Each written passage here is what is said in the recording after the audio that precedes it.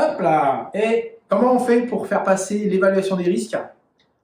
Ouais, je ne vais pas dire document unique. L'évaluation de risque à un niveau stratégique.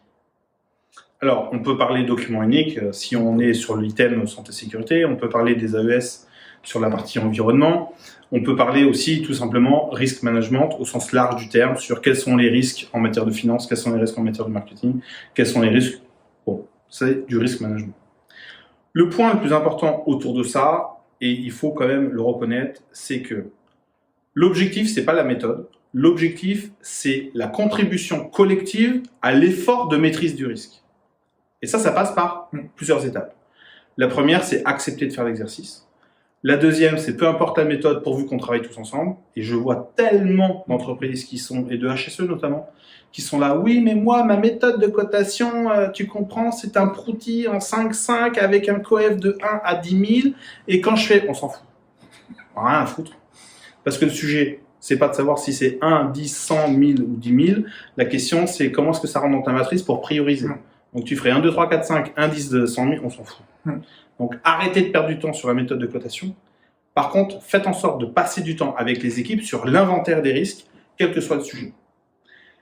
Une fois qu'on a fait ça, on n'a fait que 5% du travail. Oui. Et la plupart s'arrêtent là. On se dit, oh c'est bon, on a fait l'inventaire, on a coté, et donc on a priorisé. C'est bien. Bravo, tu es sur la première marche de l'escalier, petit scarabée. La deuxième, et pas des moindres, c'est l'inventaire des moyens de maîtrise possibles et ceux qui sont mis en œuvre. Et l'objectif, c'est pas de faire la liste des courses. L'objectif, c'est de dire ce qu'il y a et de s'assurer que ce qui est mis en œuvre l'est vraiment.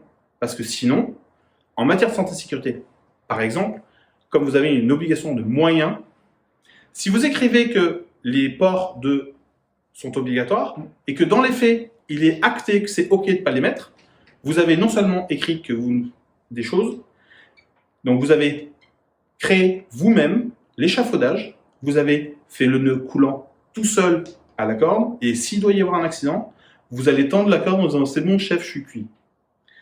Donc, en admettant qu'on ne soit pas sur la partie santé et sécurité, mais qu'on soit sur tous les autres, le plus gros sujet, ça va être périodiquement, et j'aurais presque envie de dire trimestriellement, on fait une réévaluation des moyens de maîtrise du document unique. Alors, bien évidemment, si on est sur le domaine santé et sécurité, on va vous dire refaites une mise à jour annuelle dès qu'il y a un changement, etc. Ou dès qu'il y a un accident, vous assurez que la situation est bien prise en compte dans votre évaluation du document unique. Mais si on est en risque management, l'objectif, c'est d'être dans une culture de l'évaluation des moyens de maîtrise régulier pour s'assurer que ce qu'on a dit qu'on faisait, on le faisait. Sinon, il n'y a rien de pire que de croire que le job est fait et de prendre le mur et de se rendre compte que les plaquettes n'ont pas été changées. L'emmener à un niveau stratégique, ce que vient de dire Guillaume, c'est être capable de dire à son patron, avec tout le travail qui a été fait là, les enjeux sont là, là et là. Merci de mettre les moyens suffisants ici, ici et là pour travailler sur les enjeux. Et comme ça, vous l'emmenez à un niveau stratégique. Au revoir.